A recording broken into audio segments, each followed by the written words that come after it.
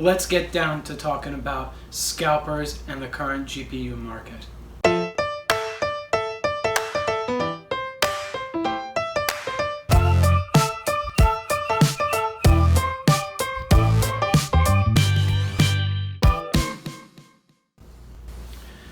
Alright everyone, so as you know, the current market for PC components is terrible.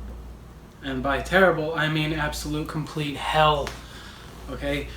You're browsing on the internet, you're looking for another video card or something like that because your system, you've got an outdated card in there, you've got an older CPU and you want to put a new one in. Guys, it's bad. I cruise on various sites to look for the best prices for things, and it's looking really bleak. What I don't understand is Facebook Marketplace, eBay, and all the other places where you can find stuff. I got a few listings that I went through that I want to share with you. First up is an ASRock RX 570. The guy wants $400. $400 for an RX 570, and you can pick them up around, I don't know, 180 in some places. $400, really? I can't. But this is the market, and the market is this way because of expired tariff exclusions, because of Bitcoin mining, and you know, the coronavirus pandemic has shut down production on a lot of places for a while. And then you have corporate greed that comes into play, where they want you to spend $700, $800, $900 on a card that's really worth maybe $400 or $500. Now you're going to find like a 3060 card, an RTX 3060 or something like that, and that should retail for about $300. And you shouldn't pay any more than $300 because it's not the greatest card out there. It's kind of sad for the level of advertising they do for its performance. I mean, it's a good card, but you know, there's better ones out there. But you got some of them, they want to charge you $1,100, $1,200 for a $300 card. So it's really funny. And the next one that I found was GTX 1060. The guy wants $400 for it. Really? I can't. It's nuts. What else can I say? You know, scalpers are not anything unlike a cockroach. They are a necessity for the market, just as a cockroach is a necessity to nature. They basically set the high bar as to what you should avoid to pay for something. But if you need it and you have the money for it, then by all means go buy from them. But when you buy stuff at astronomical prices, you prop up the prices for later down the road.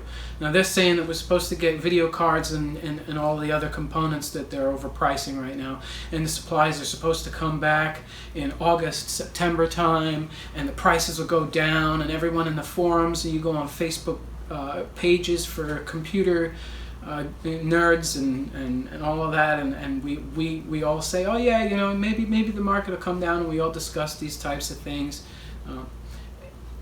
Look, NVIDIA and AMD both see this as an opportunity. Their stocks have increased so much because of the popularity of Bitcoin mining and people being at home using their computers more. So because people are using their computers more, they're kind of like, well, you know, I'm stuck at home, so I'm going to be really bored. I might as well get a new video card so that I can play the latest games and have fun. And you go online, and then it's literally just a horror show. It's really scary. We have also, what is it? Another one I saw was a GTX 980 Ti. Guy wants $350 for this thing. This is like a 6-year-old card. Like, what? Oh, it's disgusting. You know, the card is probably worth, if it was a normal market, you know, where the demand and everything was good, you'd be looking maybe to spend, like, maybe for a refurb, like $150, $125 for that card, maybe. I wouldn't pay $70 for it. You know, I mean, but people will pay that. And then we have some clown, some goon is trying to sell a GT 1030 for $150. A GT 1030 that you could still find on Amazon for like $80, even at the scalper market prices that they are. It was 1030 for $150. And then we have another GTX 1070 Founders Edition. Now these are pretty good cards. I think this one was like 8 gigabytes or something like that. A decent card. And it will still play most games at 1080 with no problem. Even higher resolutions on some systems that have components to complement that video card. The guy wants $500 for a card that was like $200 new, and it was used. He wants $4.99 or $1 off of $500. What a savings! And then we got some guy trying to sell a GTX 660 for $100. That's a $40 eBay card. A $40 eBay card.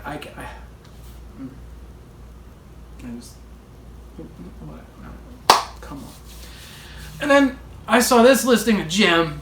It's a gaming PC. The guy boosted the post for an advertisement on Facebook. He literally boosted this post. And it's a Hewlett-Packard compact performance PC for $450. He wants $450 for something that's got DDR3 1600 RAM,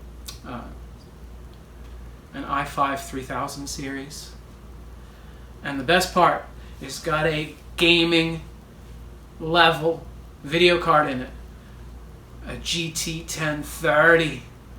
Ooh, you'll be cruising at 1024 by 768. You know, you'll be flying at those speeds. I don't even know if games support that resolution anymore, but still, like, this is the market.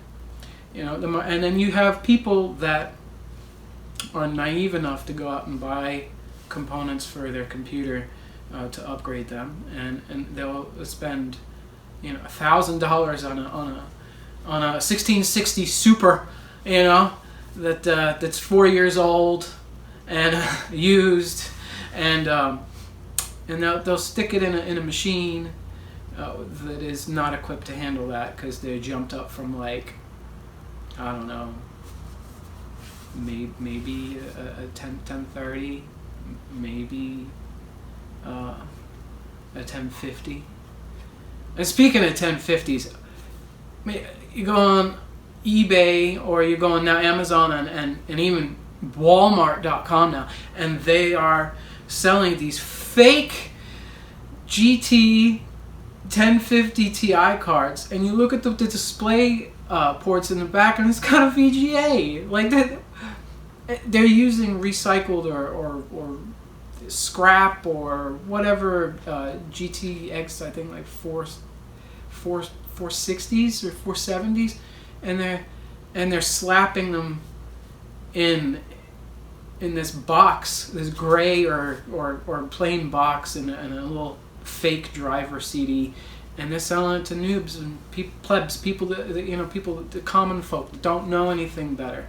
I just, you know, with my last video that I did, where I had the budget build PC challenge, where I tried to get very good components at a decent price and still have a sub $700 computer with the price of all the parts. You know, I never realized that actually was going to be a hit, and I had people buying it. So I had people coming and ordering it from me, and I ran out. I actually had to go and get more stock on them. But when I priced my computers out, unlike the Goon that's selling his 7-year-old gaming PC with a 1030 for $450, I ended up selling that system for $850. I think it was decently priced after paying for shipping and taxes and everything. I didn't make that much on it. I made less than $50 or so. For me to price my computers at a fair price for the level of hardware that it has, and also taking into account the prices for the new market, if you will.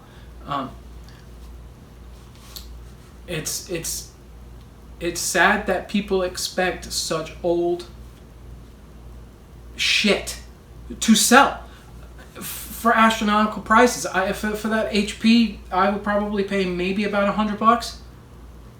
$100. I mean, who uses a CD-ROM drive anymore? You know, maybe I could put like a 1050 in there, maybe a 1060 or an RX 470 or 460, something like that. You know, maybe I put that in there. Maybe pushing it with something a little bit higher. I know I could probably do it, but it would still chop up. Or probably like an R9, a 290X, you know, super overheating egg cooker of a video card that those are. You know, like, really, someone's going to turn around and spend their hard-earned money that they worked their ass off for, and not knowing anything about computers, and then they're going to go and take this home to their kid who's expecting a computer that actually works, and he gets this piece of junk, and he just blew almost $500 on it.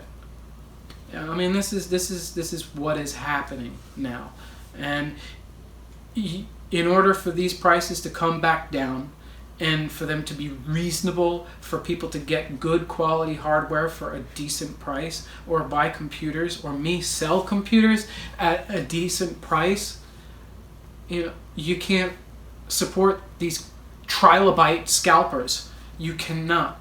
You can't. Don't do it. Don't do it. Resist the temptation. Unless your machine is dead and your video card has blown out and kicked the bucket and no longer functions at all, then okay, I can understand that. Or if you get a job doing something where you require a more graphically capable card, you know, all right. But if you can resist the temptation because you just want to up your frame rate for PUBG, stop it. Stop. Don't do it, because you are supporting that level of exclusivity in terms of price. And then you get NVIDIA and AMD for their Radeon series bumping up all of their prices because they know that people are going to pay them, and it's terrible. So, you know, don't do it. If you can, resist the temptation. Resist. Don't do it because you want to put up a picture on Facebook, you know, PC modders or something like that for them. Look what I got. Ain't it cool now? I'm a cool person. And then you ask them, where'd you get the car? And they go, oh, I got it off some guy off Marketplace, you know, for $1,500.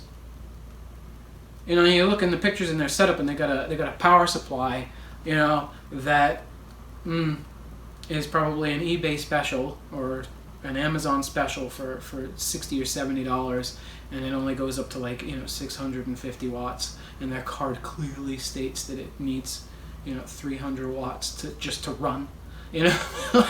You know, like, please, you know, and with those cheap power supplies, they're running splitters off of their PCIe accessory cables. Stop doing splitters. No.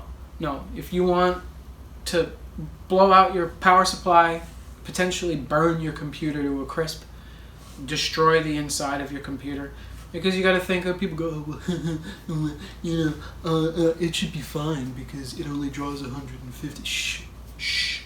No. I repair computers and replace power supplies on a weekly basis. Okay, for this exact issue, taking one single PCIe 12-volt rail lane and putting it onto a video card that requires clearly two, and you're using a splitter to get your dual 8-pin or your 8 and 6 pin or whatnot on there. You're using one with a splitter. You're increasing the resistance at the connector. You're increasing the resistance on the wire because of heat and because of the draw. It's going to deliver it. And yes, there is safety margins with power supplies where it's supposed to be rated up to a certain thermal threshold for X amount of time. But after a while, through all these these up cycles and down cycles in temperature, you get your thermal expansion contraction, and you weaken and harden all of the little insulation, and it cracks, and then you get connectors melting, and just blowing up and causing problems, either destroying the power supply or the motherboard or the CPU or everything. And you lose your entire computer because, you've spent $1,500 on a graphics card and had, $60 left for a power supply. So don't do it, because your other components in your computers suffer because of taking the cheap route and going also the expensive route by spending your entire budget on a video card. That should not be the reason. That shouldn't be it. I don't think so. Don't do it. Don't buy them. Stop it. Please. Let the prices come down to a reasonable level, because the market should reflect what they actually are worth. And I understand people are saying, oh well, they want to sell their stuff and extract the most value out of it, and you as a buyer want to extract the most value out of it by paying the least amount of money for it. So there's a balance, but this market is crazy. It's nuts, and it's giving me a headache.